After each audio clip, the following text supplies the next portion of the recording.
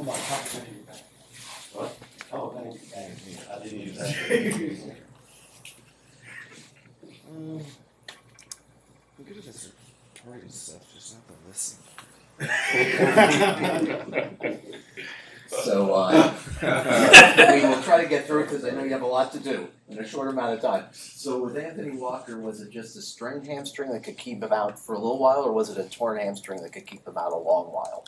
I don't see it being extensive time. However, you are right. We are short on time, and so it probably will be unlikely for this week. But it didn't see one of those long-term situations. So without Walker, do you feel like Dotson's comfortable enough in the system with the short amount of time he's been here to step in to that role?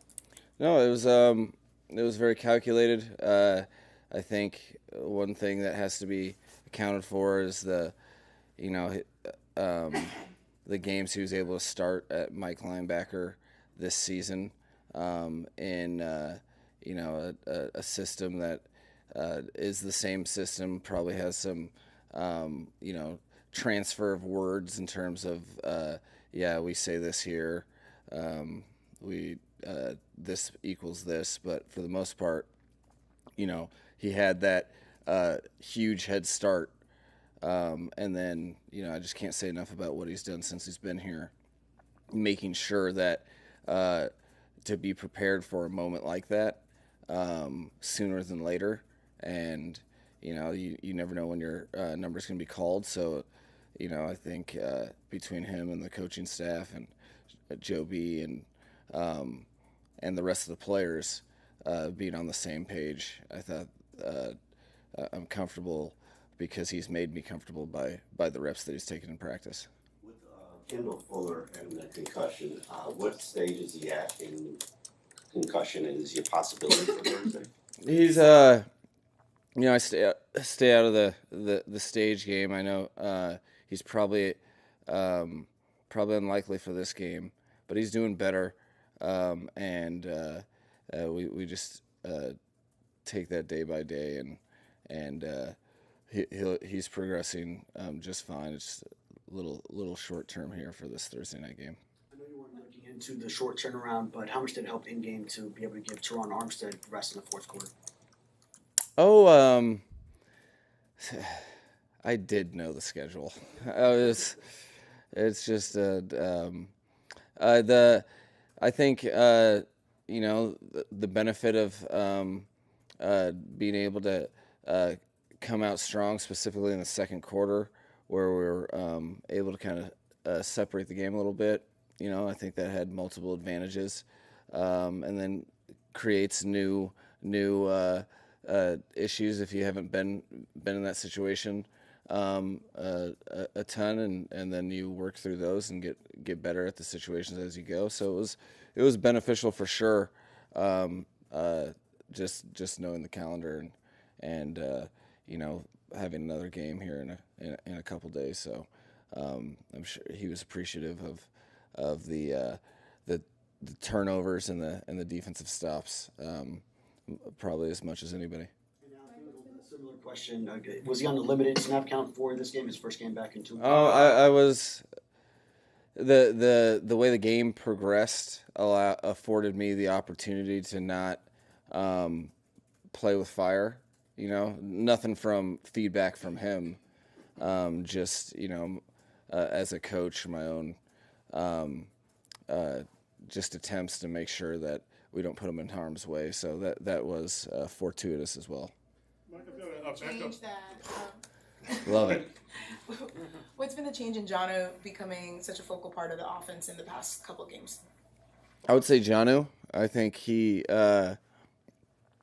really just the working relationship from Embo to and Frank Smith, and just understanding what we're asking, and then from a coaching staff perspective, finding different ways to utilize the skill set, and then the countless hours of quarterback quarterback, individual from running routes on air to working on the timing when we go to group install. I think it's just an evolution with a collective effort to get better across the board from coaching and from Jonu's perspective. I think he's really done a great job understanding how to get open in the timing of the play and how much you can focus on that when you're playing with Tua, because if you are if you're separating when he's ready to throw it, you generally have a high completion percentage. So he's really earned each and every added opportunity based upon just being supremely coachable, and then he gives you incentive to find ways to get him the ball when you can throw short and he can run long. That's high efficient football that is tough to defend. So I can't say enough about the job he's done and all of his success. He can, being the guy that he is, he won't take all the credit. He could, but he'll probably spread it out between his teammates and coaches too. My question about backup quarterback and a follow-up question also. Forgive the bluntness here, but do you trust Skylar Thompson? Yeah, I trust Skylar. I think the situation this past game was unacceptable from just the whole unit. I think that from our perspective, I think across the board that's not to our standard. From the way we came out of the huddle to the execution of plays, and then to give up points on an offensive play, and I won't get into the nitty gritty of I'm not going to point fingers at a microphone, but ultimately that falls on everybody involved, including the coaches, that we can't have that collective effort that wasn't him just responsible for, but my reaction towards it wasn't strictly based on him. It was more of a tonality with the whole group. And who has the final say on the 53-man roster? Is that you or Chris Greer? What the great thing about Chris and I is we don't look at our fine print that often. I think and that's the biggest thing is when we're working together, it's about getting the right answer, not who's. So that it doesn't necessarily come up in that regard. We're always just communicating, and when we don't agree on something, we work through it. I think by the letter of the law, Chris Greer is the man, and so but quite honestly, we tend to not even go down that road, kind of like undercutting the I don't know, the relationship that we have, just because it's we're working together to try to get the right answer, and we're both on the same team. Mike, Daniel Jones is about to become a full-fledged free agent, I think, in 47 minutes. What can you tell us about this team's interest or lack thereof? Well, first of all, I want to know what a half-fledged free agent would look like.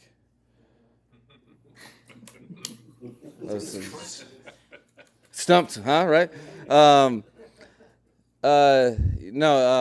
He's I evaluated him when he came out of college. Very. We also have a assistant coach on staff that was I think his number one receiver. That's a nice little trivia question. Yep. There's nepotism in that. Yep, you got it. Okay. All right. So, real talented player that is his journey doesn't seem to be it's not foreign to the quarterback position. It's a tough position to succeed at. So he's not a player on the team, and I guess good luck to him. the Teron Armstead. I just want to make Teron Armstead. Just want to make sure that obviously he didn't go back in the game, unlike Tua. He stuck with Patrick Paul. Did he leave the game feeling good and ready for this week? Yeah, he was very positive leaving the game. So in terms of just knowing the expectation of, the only thing that I really allowed players to acknowledge was that, it's important, didn't just start today, but we had to have an emphasis on how we took care of our bodies and the amount of reps that we did for about the last week, just trying to account for, the 2 games in that short period of time. So, had his mind right, knew, everybody knows that the unbelievable opportunity of playing on Thanksgiving's upon us. So, guys, however they're feeling, they're just spending more time in the getting treatment and getting ready for this game. Speaking ahead of that game, sorry, bring it just I know, we're bad. Speaking ahead to that game in Green Bay, there's a couple narratives that follows this team of, their primetime record and Tua playing in cold weather. Is that something, right now it's projected to be like 22 degrees or something like that at kickoff. Is that something, what are you guys advising Tua that can maybe help him in these cold weather games, or this team in cold weather games, as you guys, also it's a short week as well? No, it's, there's the important thing as a football team is you focus on what you can control. We're not going to mysteriously change latitudes in the next week. Kind of like you do with crowd noise, like you try to do things to bring awareness and to the environment, but the best thing that you can do, instead of trying to chase replicating that, you just try to get your mind right, so you're not caught off guard or caught by surprise. Now, for me, there's a lot more known in this, going into this game from a weather standpoint, just because, I think the road game in 2022, at Buffalo, there's half the team had never played in cold before, and it was my first time in any sort of elements with those guys. At this point, a little more familiar. We were given the gift of what do you mean by cold? Is it frostbite cold, or is it I think that's as we work together as a collective group, we gain some experience in that playoff game, and proper perspective. But all in all, the saving grace is that both teams are playing in the same weather, and we'll do little things during the week that we think might be advantageous, but it's not going to be able to be exact replication. We're not trying to. I think you just try to be on top of your job and how to do your job, and then with your mindset adjusted, that's how you go into games of it in any environment, but specifically when you have some elements involved. Follow up to that, what are some of those little things that you guys are going to do to try to replicate that? And then also, how do those narratives about the Dolphins not being able to play in the cold make you specifically feel? I